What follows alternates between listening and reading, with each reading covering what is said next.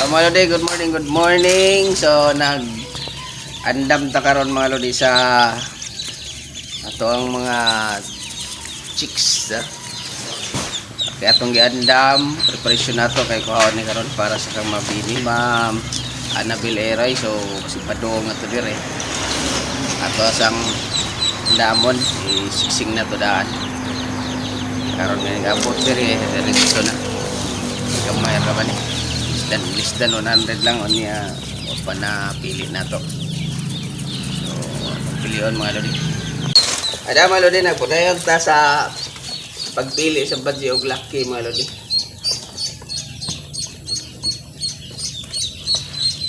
Dari sa atubangan ng video mga lodi, maglisod tag ko ninyo kay cellphone tayo maklaro. So na yung mga pangutana o gusto dyan mo makamaw, bisita lang pa dito sa farm mga lodi. Dali na kayo siya mga lodi. Narating mabot si Ma'am Annabel Eray, kauban siya driver. Shout out taga Mabini.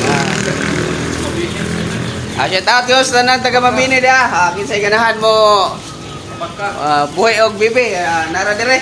Diri ra mo pang order kay legit ni, super legit ni. Sige.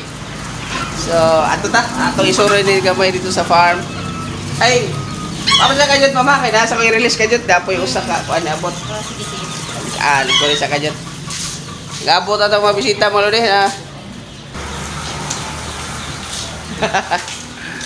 From Bagakay mga lodi. Nag-abot na sila ng mga guwapo. Dahil katulong mga lodi. Atong pasulo yun na resort mga lodi. Kaya patanawas ng mga incubator.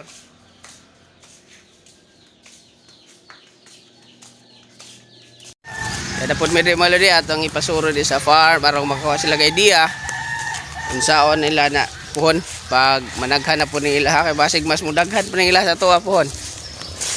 Puhon kaloyan. So nata dre atong ipasuro sila diri dia. Okay mga lod, so na okay na ang ato ang pick up atong mga bisita marog nahawa na balik ta sa atong trabahon. So di na balik og live kay alaman gamay naman lang punto, katunga na lang. So salamat sa pag tanaw mga lods. O ganahan kag piso PM lang ko ay pangutana diri sa video kay bawal ni amo. Thank you mga lods, bye bye.